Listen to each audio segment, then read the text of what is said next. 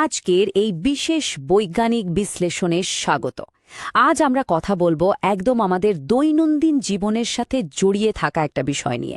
অথচ মজার ব্যাপার হলো শতাব্দী ধরে এই বিষয়টা নিয়ে আমাদের মধ্যে একটা বিশাল মহাজাগতিক বিভ্রান্তি চলে আসছে। হ্যাঁ, আমরা ভর আর ওজনের কথা বলছি। বাজার ঘাকে বা সাধারণ কথাবার্তায় আমরা তো কথায় কথায় এই দুটো শব্দকে একই অর্থে ব্যবহার করে ফেলি, তাই না? কিন্তু বিজ্ঞানের চোখে দেখলে এই দুইয়ের মধ্যে রীতিমতো আকাশ পাতাল তফাত।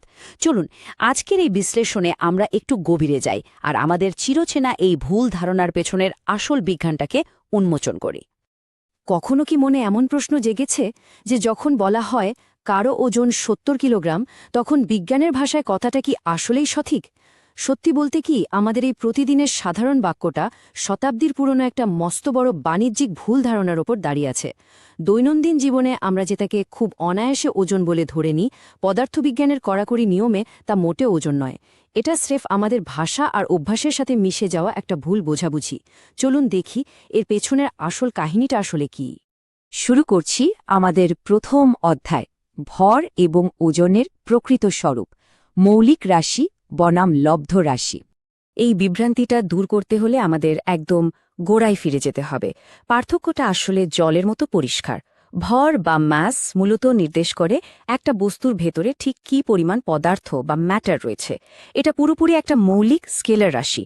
এর মানে হলো এর কোনো দিক নেই, কেবল একটা নির্দিষ্ট মান আছে। অন্যদিকে ওজন বা ওয়েট হলো একটা লব্ধ ভেক্টর রাশি। সহজ কথায় এটা হলো একটা সাময়িক বল যা কোনো গ্রহের মহাকর্ষের কারণে বস্তুর ওপর কাজ করে, আর এর দিকটা সবসময় থাকে সেই গ্রহের কেন্দ্রের দিকে। অর্থাৎ ভর হলো পদার্থের নিজস্ব আর স্থায়ী সম্পদ, আর ওজন সেটা হলো গ্রহের আকর্ষণ বলের একটা ক্ষণস্থায়ী ফলাফল মাত্র। মাপজোখের দিক থেকে দেখলে এই দুই রাশির মধ্যে তফাৎটা আরও স্পষ্ট হয়।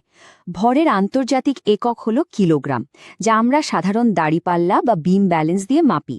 দাড়িপাল্লা কিন্তু মহাকর্ষের প্রভাবকে একদম পাশ কাটিয়ে দুটো ভরের সরাসরি তুলনা করে।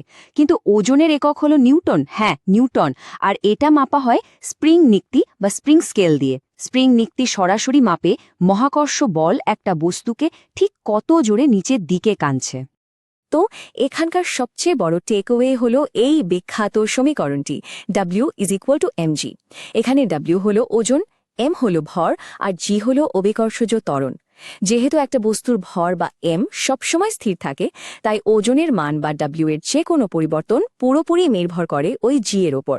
তার মানে দাঁড়ালো ওজনের পরিবর্তনটা আসলে একটা ভ্রমণ মাত্র, যা কেবল মহাকর্ষীয় ত্বরণ বদলে যাওয়ার কারণে ঘটে থাকে। এবার আসছি দ্বিতীয় অধ্যায়ে, পৃথিবীতে ওজনের ম্যাজিক এবং এর ভৌগোলিক তারতম্য। আগের সমীকরণটা মাথায় রেখে এবার যদি আমরা আমাদের পৃথিবীর দিকে তাকাই, তাহলে এক দারুণ চমকপ্রদ বাস্তবতার মুখোমুখি হব। আমরা তো সাধারণত পৃথিবীকে একটা নিখুঁত গোলক হিসেবেই কল্পনা করি, তাই না? কিন্তু বাস্তবে পৃথিবী হলো একটা ওবলেট স্ফেরয়েড, অর্থাৎ এটা বিষুবেথা বা ইকুয়েটরের দিকে একটু বেশি চওড়া আর মেরু বা পোলের দিকে সামান্য চাপা। এর সোজা অর্থ হল পৃথিবীর পৃষ্ঠের সব জায়গা থেকে এর কেন্দ্রের দূরত্ব কিন্তু সমান নয়। আর মহাকর্ষের নিয়মই হল কেন্দ্র থেকে দূরত্ব যত বদলাবে, আকর্ষণ বল বা অভিকর্ষজ ত্বরণও ঠিক ততটাই বদলে যাবে। ডেটাগুলোর দিকে একটু লক্ষ্য করুন। উত্তর মেরুতে জি এর মান 9.832, কিন্তু বিষুবরেখায় সেটা কমে গিয়ে দাঁড়ায় 9.782-তে। তার মানে কারো যদি চটজলদি একটু ওজন কমানোর শখ থাকে, তাকে শুধু উত্তর মেরু থেকে বিষুবরেখায় চলে গেলেই হবে। মজার না ব্যাপারটা? যেহেতু মেরু অঞ্চল পৃথিবীর কেন্দ্রের একটু বেশি কাছাকাছি থাকে, তাই সেখানে আকর্ষণ বলটা বেশি কাজ করে। এর সাথে আবার যুক্ত হয় পৃথিবীর ঘূর্ণনের কারণে তৈরি হওয়া কেন্দ্রবিমুখী বল, যা বিষুব অঞ্চলে বস্তুকে বাইরের দিকে ছিটকে ফেলতে চায়। এই দুই কারণে একটা বস্তু বিষুবরেখার চেয়ে উত্তর মেরুতে গেলে তার ওজন একটুখানি বেড়ে যায়। এবার আমাদের তৃতীয় অধ্যায়, লিফটে ওজনের লুকোচুরি। আপাত ওজনের এক দারুণ খেলা। ভৌগোলিক দূরত্বের পর এবার আসি আমাদের রোজকার জীবনের একটা পরিচিত অভিজ্ঞতায়।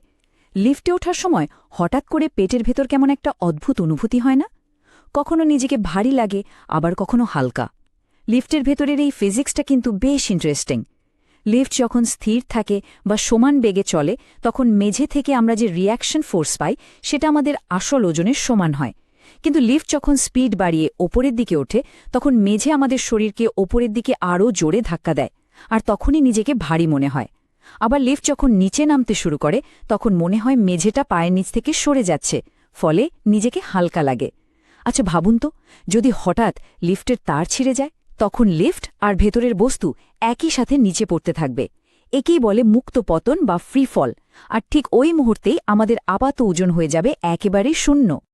আর এই মুক্ত পতনের বিষয়টা বুঝলে মহাকাশচারীদের ওজনহীনতার ব্যাপারটা বুঝতেও খুব সুবিধা হয়। আমাদের অনেকেরই ধারণা আন্তর্জাতিক মহাকাশ স্টেশন বা আইএসএসে বুঝি কোনো গ্র্যাভিটি বা মহাকর্ষ নেই, কিন্তু এটা পুরোপুরি ভুল। সেখানে পৃথিবীর মহাকর্ষের প্রায় ৯০% কিন্তু কাজ করছে। তাহলে নভোচারীরা ভাসেন কেন? কারণ ওই স্পেস স্টেশনটি তার বিপুল অনুভূমিক বেগের কারণে পৃথিবীর চারপাশে অনবরত একটি মুক্ত পতনের অবস্থায় আছে, ঠিক যেন তার ছিঁড়ে যাওয়া একটি লিফট যেটা অনবরত পড়ছে কিন্তু কখনোই মাটিতে আছড়ে পড়ছে না। চলে এলাম চতুর্থ অধ্যায়, মহাকাশে ভর ও ওজন। অন্য গ্রহে এই হিসাবটা কেমন হয়? পৃথিবীর সীমানা ছাড়িয়ে এবার চলুন পুরো সৌরজগতের দিকে তাকাই। তাহলে ওজনের এই আপেক্ষিক বিষয়টা আরও ভালোভাবে বোঝা যাবে। ধরুন একটা বস্তুর ভর ১০০ কেজি। এই ভরটাকে আপনি পৃথিবী, চাঁদ বা বৃহস্পতি যেখানেই নিয়ে যান না কেন, সেটা ১০০ কেজিই থাকবে। ভেতরের ম্যাটার বা উপাদানের এক বিন্দুও পরিবর্তন হবে না। কিন্তু ওজনের দিকে তাকান। পৃথিবীতে যেটা ৯৮০ নিউটন, চাঁদের ওই দুর্বল মহাকর্ষে সেটা ধাক্কা খেয়ে নেমে আসছে মাত্র ১৬২ নিউটনে। আবার বৃহস্পতির সেই দানবীয় মহাকর্ষে গেলে সেটাই হয়ে দাঁড়ায় বিশাল ২২৯৪ নিউটন। ভর একদম অটুট থাকার পরও মহাজাগতিক শক্তির প্রভাবে ওজন কিভাবে ভোল পাল্টে ফেলে, এটা তারই এক দারুণ প্রমাণ। পঞ্চম অধ্যায়, মহাবিশ্বের গভীরতর রহস্য। এবার আমরা দেখব ভরের দ্বৈত সত্তা। এতক্ষণ তো মহাকর্ষণ নিয়ে অনেক কথা হল, কিন্তু আধুনিক পদার্থবিজ্ঞানে ভরের এই ধারণাটার শেকড় আরও অনেক গভীরে। চলুন আমরা মনে মনে একটা থট এক্সপেরিমেন্ট করি। কল্পনা করুন গভীর মহাশূন্যের কথা, যেখানে আশেপাশে কোনো গ্রহ নক্ষত্র নেই, কোনো মহাকর্ষ নেই, তার মানে কোনো ওজনও নেই। সেখানে যদি আপনি বিশাল সাইজের একটা পাথরকে ধাক্কা দিয়ে সরানোর চেষ্টা করেন, কাজটা কিন্তু অসম্ভব কঠিন হবে। কেন বলুন তো? কারণ ওজন না থাকলেও পাথরটার একটা জড়ভর বা ইনার্শিয়াল ম্যাস আছে। এই জড়ভর যে কোনো গতির পরিবর্তনের বিরুদ্ধে প্রচণ্ড বাধা দেয়। অন্যদিকে মহাকর্ষীয় ভর বা গ্র্যাভিটেশনাল ম্যাস হল সেই বৈশিষ্ট্য যা ঠিক করে দেয় একটা বস্তু অন্য বস্তুকে মহাকর্ষীয় বলে ঠিক কতটা জোরে টানবে। বিজ্ঞানীদের কাছে বহু বছর ধরে এটা একটা বিশাল বড় রহস্য ছিল। কেন এই জড় ভর আর মহাকর্ষীয় ভরের মান একদম হুবহু এক হয়? গ্যালিলিও তার পিসার হেলানো টাওয়ারের পরীক্ষায় দেখেছিলেন যে সব বস্তু একই সাথে নিচে পড়ে। এর পেছনের আসল কারণটাই হল মহাকর্ষীয় ভর আর জড়ভরের এই নিখুঁত সমতা। আর ঠিক এখানেই অ্যালবার্ট আইনস্টাইন নিয়ে এলেন তার সেই বিখ্যাত সমতুল্যতার নীতি বা ইকুইভ্যালেন্স প্রিন্সিপাল। এই অভিন্নতার উপর ভর করেই তিনি প্রমাণ করে ছাড়লেন যে মহাকর্ষ আসলে গতানুগতিক কোনো বলই নয়, বরং এটা হলো স্পেস টাইম বা স্থানকালের বক্রতা। ভাবা যায়? আচ্ছা, এত স্পষ্ট বিজ্ঞান থাকার পরও প্রাত্যহিক জীবনে আমরা ভরকে ওজন কেন বলি? এই ভুলের শুরুটা কোথায়? এর উত্তর লুকিয়ে আছে ওই এক সংখ্যাটার মধ্যে। ঐতিহাসিকভাবে ব্যবসার সুবিধার জন্য কিলোগ্রাম ফর্স নামে একটা একক ব্যবহার শুরু হয়েছিল। পৃথিবীর পৃষ্ঠে ১ কেজি ভরের একটা বস্তুর ওজনকেই পরিমাপের আদর্শ হিসেবে ধরে নেওয়া হয়েছিল তখন। যেহেতু পৃথিবীর পৃষ্ঠে মহাকর্ষের মান খুব একটা বদলায় না, তাই ভর আর ওজনের অনুপাত সবসময় এক হিসেবেই স্থির থাকত। আর জাস্ট এই বাণিজ্যিক সুবিধার কারণেই সাধারণ মানুষের মুখের ভাষায় ভর আর ওজন মিলেমিশে একদম একাকার হয়ে গেছে। তাহলে আজকের এই পুরো আলোচনাটাকে আমরা এভাবে সারসংক্ষেপ করতে পারি। ভর হল বস্তুর এমন এক অভ্যন্তরীণ এবং শাশ্বত সম্পদ যা এই মহাবিশ্বের যে কোনো প্রান্তে অপরিবর্তিত থাকে। এটা পদার্থের সংরক্ষণের গ্যারেন্টি দেয়। অন্যদিকে ওজন হল কেবলই একটা বাহ্যিক বলের প্রভাব। এটা একটা পরিবেশগত সম্পর্ক যা স্থান, কাল আর মহাকর্ষের খেয়ালখুশির উপর নির্ভর করে প্রতিনিয়ত বদলাতে পারে। সবশেষে এই প্রশ্নটা অবশ্যই আমাদের ভাবায়, ভবিষ্যৎ মানব সভ্যতা তো আর কেবল এই নীল গ্রহের মাঝেই আটকে থাকছে না, আমরা চাঁদ আর মঙ্গলে বসতি করার স্বপ্ন দেখছি, আর সেই রোমাঞ্চকর মহাজাগতিক যাত্রায় প্রকৌশল থেকে শুরু করে টিকে থাকার প্রতিটি পদক্ষেপে এই অভ্যন্তরীণ ভর আর বাহ্যিক ওজনের পার্থক্যটা নিখুঁতভাবে বোঝাটাই হবে আমাদের আসল চাবিকাঠি। এই মহাজাগতিক সত্যকে এড়িয়ে যাওয়ার কোনো উপায়ই নেই আমাদের। আশা করছি আজকের এই বৈজ্ঞানিক বিশ্লেষণটি আপনাদের নতুন করে ভাবতে সাহায্য করবে। সাথে থাকার জন্য ধন্যবাদ।